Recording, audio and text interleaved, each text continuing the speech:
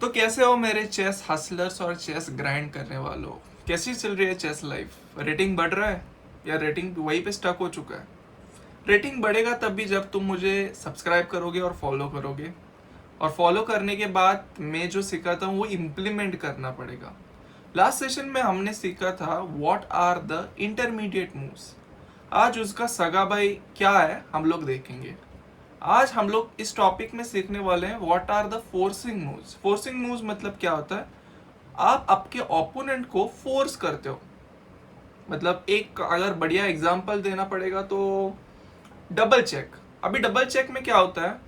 ऐसी मूव ही नहीं होती जिससे कि वो चेक ब्लॉक हो सके। अगर एक चेक ब्लॉक करते हो तो दूसरा चेक आ रहा है, तो तुम्हें क्या करना है? किंग को हिलाना ही पड़ेगा, किंग को मूव करना फोर्स्ड है। तो this is the forcing move. अभी ये टॉपिक हमारे गेम में कैसे यूज होगा, वो यूटिलाइज कैसे होगा और हमें उससे फायदा कैसे मिलेगा, तो आज हम लोग इस टॉपिक में ये सब चीजें कवर करेंगे। एंड लाइक करो अभी के अभी। मुझे पता है लास्ट में तुम लोग भूल जाते हो करने के लिए, लेकिन अभी के अभी लाइक करो। हम लोग अभी चालू करते। Let's jump into it. इस पोजीशन में आप देख सकते हो, एक पोजीशन नॉर्मल गेम की है, ठीक है? कोई ज़्यादा ये नहीं है, कॉम्प्लेक्स पोजीशन नहीं है। यहाँ पे अगर सीसीटी रूल भी हम लोग यूज़ करते हैं, और याद रखो ये फोर्सिंग मूव है ना, ये सब सीसीटी का ही किया धरा है। जब हम लोग चेक्स कैप्चर्स एंड थ्रेड्स देखते हैं तब वो फोर्सिंग मूव ही बन जाती है। तो ज़्यादा ये कॉम्प्लेक्स मत करो, कैंडिडेट मूव अलग है, फोर्सिंग मूव अलग है, ये सब एक ही है। जब आपको एक स्पेसिफिकली गुड मूव आपको ढूंढनी पड़ती है तब आपको ये फॉलो करना ही पड़ता है। अभी इस पोजीशन में आप खेल रहे हो एज अ वाइट साइड। अभी हम लोग व्हाइट की तरफ से अगर देखा जाए तो यहाँ पे क्या फोर्सिंग बन सकता है? Is there any forcing sequence? अगर सीसीटी मैंने यूज किया तो यहाँ पे एक ही चेक दे सकता हूँ मैं, वो है queen goes on G8। Queen G8 के बाद क्या, वो तो किंग से मार देगा। यहाँ पे आप थोड़ा सा डीप कैलकुलेट करो। मैंने बहुत से स्टूडेंट्स को देखा है कि वो पजल सॉल्व करते वक्त वो रुकते हैं, एक मूव देखते हैं और आगे का देखा जाएगा, ऐसे करते हैं। आपको क्या करना है? पजल अगर लेते हो तो वो लास्ट तक आपको कैलकुलेट करना है और फिर उसके बाद ही सॉल्व करना है, ठीक है? इस पोजीशन में आप देख सकते हो queen goes on G8 check, ठीक है? यहाँ पे किंग टेक्स करेगा। जैसे किंग टेक्स करते हैं हम लोग क्या करेंगे? यहाँ पे एक डबल चेक देंगे। एज यूजुअल मैंने बताया डबल चेक के बाद क्या हो जाएगा? वो ब्लॉक नहीं कर सकता, इसलिए वो किंग को मूव करेगा। जैसे किंग मूव करता है हम लोग यहाँ पे लेंगे रुक goes on G8 and that's a beautiful checkmate. अभी आपने सोचा भी नहीं होगा ये कॉम्प्लेक्स पोजीशन इतना इजी वे में ये सॉल्व कैसे हो गई। तो यही एग्जैक्ट कंसेप्ट है फोर्सिंग मूव्स का। इस पोजीशन में अगर आप देख सकते हो कि इस पोजीशन में हम लोग व्हाइट की तरफ से खेल रहे हो वापस।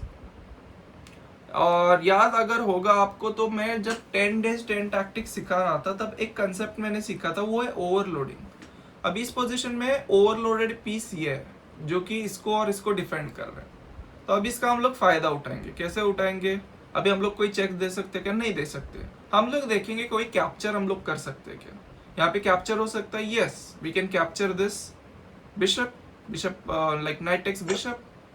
जैसे ही हम लोग करते हैं ये क्या हो जाएगा? रुक टेक्स नाइट करेगा। अभी यहाँ पे एक और कंसेप्ट यहाँ पे यूज होता है, that is distracting the defender. We distracted the defender and we got a free piece. और जैसे ही फ्री पीस होता है आप इजीली जीत सकते हो। तो यहाँ पे हम लोग देखेंगे फ्यू मोर एग्जांपल्स। इस पोजीशन में आप देख सकते हो यहाँ पे एक मूव के बाद पूरा गेम ही हमारे फेवर में आ सकता है। How it is done? So यहाँ पे चेक नहीं दे सकते, कैप्चर नहीं कर सकते। यहाँ पे हम लोग देंगे threat. How we can create a threat? Queen goes on H6। यहाँ पे चेकमेट थ्रेट लग चुकी है, उसके पास एक ही मूव है। अगर वो बचाना चाहता है तो वह है क्वीन टेक्स बिशप, और हम लोग को क्वीन मिल चुकी। और यहाँ से आप एक्सचेंज अप हो, यहाँ पे आप like you are good in like advantage and आप इजीली जीत सकते हो, ठीक है? Let's understand the next one. इस पोजीशन में suppose you are playing as white pieces, sorry black pieces, तो क्या खेलोगे आप? आप बोलोगे ठीक है, मैं क्या करता हूँ, कैलकुलेट करता हूँ, CCT चेक्स कैप्चर थ्रेट। यहाँ पे चेक तो आता है, एक रुक का चेक, लेकिन कुछ फायदा है क्या? नहीं। क्वीन का चेक आता है, हाँ क्वीन में इधर लेके जा सकता हूँ और चेक दे सकता हूँ। अरे बाबा वहां पे नहीं जाना, यहाँ पे जाओगे तो मर जाओगे। Queen goes on D2 check, pushing the king inside. हम लोग उसको अंदर भेज रहे हैं। जैसे ही वो अंदर जाता है हम लोग ये कमरा लॉक करेंगे। कैसे लॉक करेंगे? Queen goes on D1 check, rook has to take, और ये क्या हो गया? ये है एक बैक रैंक चेकमेट। समझ आया? बहुत इजी कंसेप्ट है, ज्यादा कॉम्प्लेक्स नहीं है, बहुत इजी वे में मैं समझा रहा हूँ। और थोड़ा सा मैं क्या करता हूँ, आपको थोड़े एग्जांपल्स और दिखा देता हूँ ताकि वो ज्यादा क्लियर हो जाए। इस पोजीशन में आप खेल रहे हो as a black side. How you can play? अभी आप सोचो समझो ये पोजीशन को कि हम लोग क्या कर सकते हैं इस पोजीशन में, यहाँ पे हम लोग कैसे एग्जीक्यूट कर सकते हैं हमारा प्लान। हम लोग खेलेंगे रुक कैप्चर्स ऑन C4। अभी आप बोलोगे ये क्यों हम लोग दे रहे हैं फ्री? ये फ्री नहीं है। हाँ मैं मानता हूँ कि हम लोग एक्सचेंज डाउन हो जाएंगे, लेकिन यहाँ पे एक थ्रेट है। जैसे ही वो कैप्चर करता है हम लोग कैप्चर करेंगे bishop takes knight. Bishop takes knight के बाद क्या हो जाता है? ये यहाँ पे कैप्चर करता है। जैसे कैप्चर करता है हम लोग यहाँ पे चेक दे सकते हैं और यहाँ पे ये पीछे जाएगा। और इस पोजीशन में आप एक नोटिस कर सकते हो कि आप अभी पोजीशन में प्लस हो, फिर भी आपको थोड़ा सा ध्यानपूर्वक खेलना पड़ेगा। ठीक है, अगर ये पोजीशन आप थोड़ा सा एनालाइज करोगे और थोड़ा सा डिफरेंट वे में देखोगे तो भी कोई दिक्कत नहीं, लेकिन ये एक बेसिक प्लान है। और यहाँ पे आपके पास एक माइनर पीस एक्स्ट्रा है और आप इजीली जीत सकते हो। Minor piece and 1 pawn extra, ये कनेक्टेड पॉन्स है तो इसका एडवांटेज है। और यहाँ पे ये सेंटर की तरफ हम लोग दे सकते हैं इजीली, और ये कनेक्टेड पॉन्स। ठीक है, तो ये इंटरमीडिएट मूव्स, ये कैंडिडेट मूव्स और ये CCT, ये सब चीज़ें एक ही इस पे रिलाई करते हैं, वो है कि फंडामेंटल्स आप कैसे खेलते हो। एक बुक है, अगर आप समझो फीडरेटेड 1500 है तो आप एक बुक रेफर कर सकते हो जो कि है फंडामेंटल्स ऑफ चेस बाय कैपाब्लैंका, और वो बहुत बढ़िया बुक है। वो स्टार्टिंग का रेड कवर है, याद रखो। और वो अगर आपको कहीं PDF वगैरह मिल जाए, अगर मेरे पास भी होगी तो मैं शेयर करूँगा, आप मुझे चाहिए तो आप DM कर सकते हो, इंस्टा या यूट्यूब पे कमेंट कर सकते हो, हम लोग कनेक्ट करके मैं आपको भेज देता हूँ। ठीक है, ये हो गया फोर्स्ड मूव्स। यहाँ पे हम लोगों ने फोर्सिंग मूव्स खेले।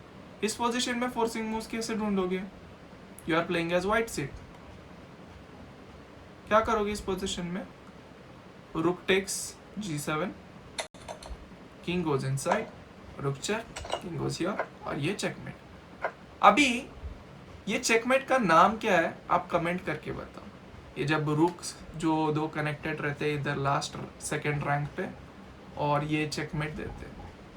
ठीक है, आप मुझे बताओ, और आपको मैं एक हिंट देता हूँ। ठीक है,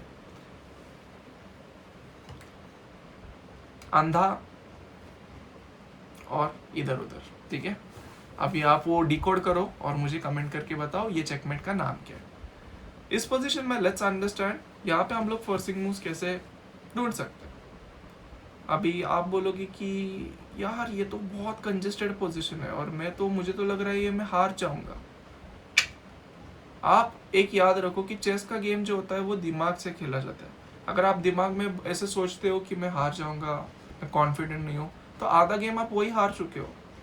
यहाँ पे खेलेंगे queen takes on H7, king takes, and simple rook goes on H4 and that's a checkmate. समझ आ रहा है? बहुत इजी कंसेप्ट है। अब मैं थोड़े पजल्स देता हूँ। This is first puzzle, here you are playing as black pieces. ठीक है, this is the second puzzle, यहाँ पे आप खेल रहे हो एज अ वाइट पीसेस। ठीक है, this is the third puzzle, यहाँ पे आप खेल रहे हो एज अ ब्लैक पीसेस।